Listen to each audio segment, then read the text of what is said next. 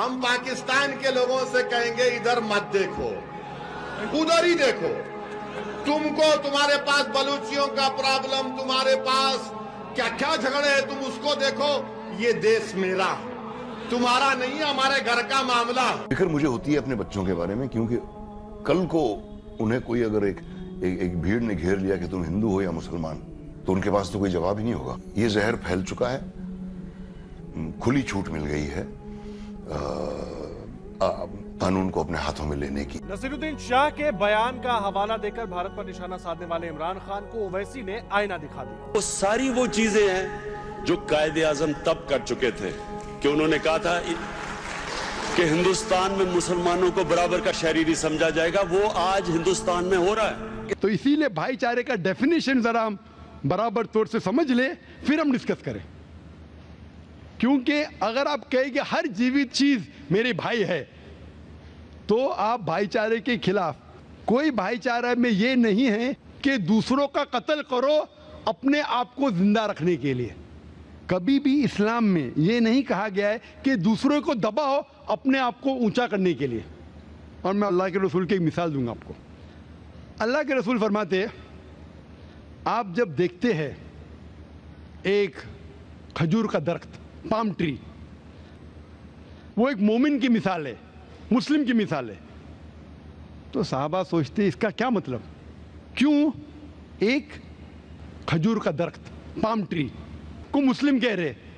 समझ में नहीं उनको। आज हम जानते हैं, उस टाइम अल्लाह के रसूल ने कहा, कोई भी पेड़ पौधे जब भी बढ़ते ऊपर, वो क्या करते हैं, आजू बाजू पेड़ को हटाते हैं, फिर ही बढ़ते हैं, नीचे जाते हैं, अपने पौधों को, रूट्स को एक्सपैंड करते हैं।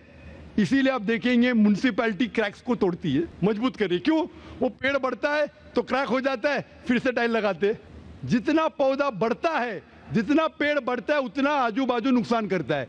एक वाहिद दरख्त है पाम ट्री, जो जितना ऊंचा जाता है दूसरे को नुकसान नहीं पहुंचे, सीधा जाता है। बाकी लोग यहां जाते वहां जाते, इसके घर में घुसते उसके घर में घुसते, ऊपर जाते सीधा, किसी को तकलीफ नहीं देते, नीचे भी जाते सीधा, आजू बाजू घूमते नहीं। अगर आप अपने आप को बड़ा बनने के लिए दूसरों को दबाएंगे, ये मुस्लिम नहीं। फिर भी अगर कोई गैर मुस्लिम तकलीफ दे रहा मुसलमान को गुजरात में, आप बॉम्बे में कोई दूसरे गैर मुसलमान को बम के धमाके से उड़ाए, ये बिल्कुल अन इस्लामिक है, हराम है। गोया के आपने सारी इंसानियत को कत्ल किया। कुरान में साफ लिखा है, सूरह मायदा में सूरह नंबर 5 आयत नंबर 32 में, अगर कोई भी एक बेगुनाह को कत्ल करता है, ऐसा है कि गोया के सारी इंसानियत को कत्ल किया। ये बुज़दिली है। जैसा मैंने कहा, जो जिम्मेदार है उसको पकड़ो, उसको सजा दो, हर दम कहता है, इस्लाम भी कहता है।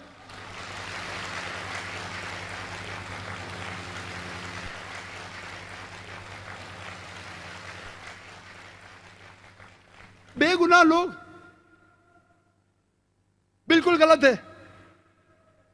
और हम देखते जब ये टेररिस्ट अटैक्स होते हैं, आतंकवादी हमले, जब 9/11 हुआ, 11 सितंबर 2001, हमले के बाद मुस्लिम ऑर्गेनाइजेशन सब इकट्ठा हुए, वी कंडेम द अटैक, 9/11 गलत है, अन इस्लामिक है। अच्छी बात है। 7 जुलाई 2005 में जब लंदन ट्यूब के अंदर बॉम्बिंग हुई, 50 से ज्यादा लोग कत्ल हुए, मुसलमान इकट्ठा हुए, ये गलत है। 7 जुलाई लंदन बॉम्ब ब्लास्ट गलत है, अच्छी बात है। मैं कहता हूं बिल्कुल सही है, 9/11 गलत है। मासूम लोग, 3000 से ज्यादा मासूम लोग को कत्ल किया गया, कोई भी किया है, जिसने भी किया, चाहे मुस्लिम हो या गैर मुस्लिम हो, चाहे बिन लादेन हो, जॉर्ज बुश, जो भी हो, असल कातिल है, वो गुनहगार है। जिसने भी 50 से ज्यादा लोग की हत्या की लंदन ट्यूब में, वो कातिल है, वो गुनहगार है। लेकिन आप रुकते क्यों है? उसके आगे भी जाइए। जो हजारों लोग का कत्ल अफगानिस्तान में, वो भी गलत है। जो इराक में 1000 लोग मारे, वो भी गलत है। जो गुजरात राइट्स में 1000 मुसलमान मरे, वो भी गलत है। जो बाबरी मस्जिद के राइट्स में मरे, वो भी गलत है। आप क्यों डरते? मैं जब अमेरिका में गया मुसलमान से, ये आधे लोग को क्यों दोषी ठहरा रहे आप? नहीं जाकिर भाई, आप जानते नहीं, माहौल बहुत गंभीर है। मैं लंदन में गया, इंग्लैंड के मुसलमान से कहा आप कंडेम किया, बिल्कुल सही किया, लेकिन आधा कंडेमेशन क्यों किए? बाकी लोगों को कंडेम क्यों नहीं कर रहे? जो लोग ने अफगानिस्तान में कत्ल किया, जो लोग ने इराक में कत्ल किया, जो लोग ने फलस्तीन में कत्ल किया, जो लोग ने लेबनान में कत्ल किया, जो लोग ने गुजरात में कत्ल किया। आप किससे डरते? आपको प्रोटेक्शन देने वाला सिर्फ अल्लाह है। अल्लाह के अलावा आप कितनी भी कोशिश करो, कितनी भी सिक्योरिटी लगाओ, इतने प्रेसिडेंट मारे गए क्या नहीं, प्रोटेक्शन, इतने बॉडीगार्ड, ये वो। कुरान में लिखा है सूरह अल इमरान में सूरह नंबर 3 आयत नंबर 160 में कि अगर अल्लाह आपके साथ है तो कोई भी आपको नुकसान नहीं पहुंचा सकता है, लेकिन अल्लाह अगर आपको छोड़ेगा तो कोई भी नहीं बचा सकता है। तो ए मोमिनो, अल्लाह में भरोसा रखो। जो गलत है वो गलत है। अगर मुसलमान गलत काम करता है हमें उसे दोषी ठहराना चाहिए। हम नहीं कह सकते मुसलमान, हम ये कह सकते वो अच्छा मुसलमान नहीं है, वो बहकाया हुआ मुसलमान है, अच्छा नहीं है, गलत है, उसका साथ नहीं देना चाहिए। लेकिन जब गैर मुसलमान गलत काम कर रहे तो मुंह क्यों नहीं खोल रहे आप? अल्लाह के रसूल फरमाते, सही मुस्लिम की सही हदीस है कि अगर कोई गलत काम हो रहा है, हाथ से रोक सके तो हाथ से रोको, हाथ से नहीं रोक सके तो मुंह से रोको, मुंह से नहीं रोक सकते कम से कम दिल में कोसो। हम मुसलमान दिल में ही कोस रहे। अगर दिल में कोसेंगे तो सबसे नीचे दर्जे के मुसलमान हैं। अल्लाह ने अगर मुझे बात करने की तासीर दी है, हिम्मत दी है, अगर मैं बात नहीं करूंगा तो अल्लाह ये जबान को ले लेगा मुझसे। अगर अल्लाह ने मुझे बात करने की सलाहियत दी है, वो इंसान जो हकलाता था बचपन में, अगर अल्लाह ने मुझे मेरे जबान में तासीर दी, बात करने की अगर हिम्मत दी, अगर मैं बात नहीं करूंगा तो अल्लाह इस पीछ को ले जाएगा मुझसे। लेकिन हमेशा हक की बात करना चाहिए, खाली जज्बाती नहीं, हक की बात। क्योंकि जो दोषी है, मैं कहूंगा दोषी है, अगर यहां उन्हें इंसाफ नहीं मिलेगा, इंशाअल्लाह जिसने भी 9/11 किया है, जिसने भी 7 जुलाई की ट्यूब बॉम्बिंग की लंदन में, जिसने भी गुजरात फसाद किए, बाबरी मस्जिद किए, जो राइट्स किए, यहां सजा नहीं मिली तो नहीं मिली, इंशाअल्लाह आखिरत में तो मिलेंगी। ये दुनिया हमारे लिए इम्तिहान है। अगर आप हिटलर को पकड़ेंगे क्या सजा देंगे? 6 करोड़ लोग को मारा, क्या सजा देंगे आप? क्या सजा दे सकते हैं आप?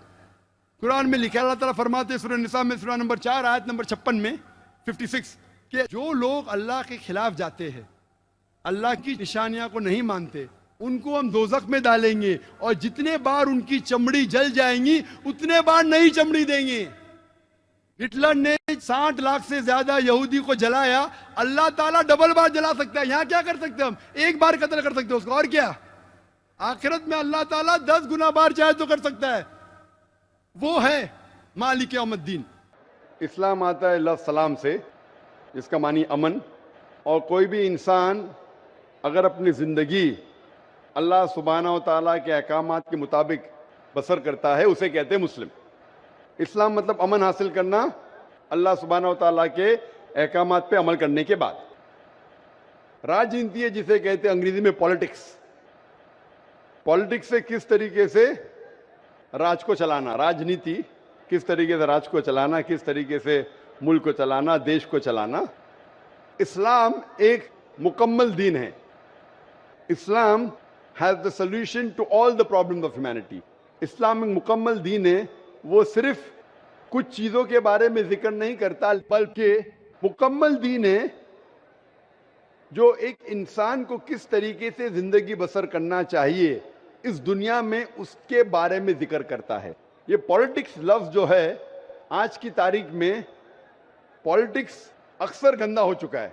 तो लोग जब पॉलिटिक्स बोलते हैं तो लोग समझते हैं गंदा शब्द है, लेकिन इस्लाम में अल्हम्दुलिल्लाह किस तरीके से देश पे हुकूमत करना उसके बारे में भी जिक्र है। आज की पॉलिटिक्स और इस्लाम में जमीन आसमान का फर्क है, लेकिन इस्लाम में पॉलिटिक्स है। इस्लाम मानता है खिलाफत में एक खलीफा होता है और वो खलीफा जो सारी खिलाफत में ऊंचा दर्जा लगता है, वो डिसीजन लेता है बेस्ड ऑन कुरान एंड सही हदीस। तो कुरान जिस तरीके से हर मुल्क का एक कॉन्स्टिट्यूशन होता है, आखिरी कॉन्स्टिट्यूशन दुनिया का ये Quran. Quran is the world constitution. सारी दुनिया का कॉन्स्टिट्यूशन कुरान है। किस तरीके से जिंदगी को बसर करना चाहिए, क्या चीज फर्ज है, क्या चीज हराम है, क्या चीज मुबाह है, इसमें सारी डिटेल है। और इसकी जो तशरीह है या तफसीर आप बोलेंगे, वो है सही हदीस, अल्लाह के रसूल की सही हदीस, जो अल्लाह के रसूल ने कहा, जो सही हदीस है। ये दोनों को लेके अगर आप मुल्क या दुनिया को चलाएंगे तो ये इस्लाम के मुताबिक चलेंगे और हमेशा इंशाअल्लाह दुनिया में अमन रहेगा। अफसोस की बात है कि आज दुनिया में एक भी मुल्क नहीं है जो मैं कह सकता हूं कि 100% कुरान और सही हदीस पे चल रहा है।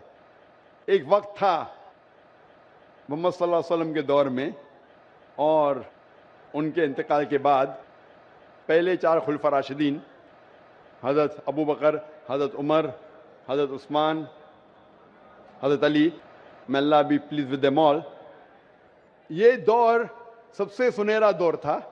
और सही राजनीति आप जानना चाहते तो इनको देखिए, इनके दौर को देखिए, अल्लाह के रसूल और पहले 4 खुलफा राशिदीन के दौर। इनमें आपको सबसे बेहतरीन मिसाल मिलेंगी किस तरीके से हुकूमत करना चाहिए। ये सबसे अच्छी मिसाल है। अफसोस की बात है कि हम मुसलमान कुरान और सही हदीस से दूर हो गए, इसीलिए हम पीछे हो गए। इंशाअल्लाह मुसलमान जब कुरान और सही हदीस के करीब आएंगे तो इंशाअल्लाह फिर से ऊंचाई पे आएंगे। Hope the answer the question.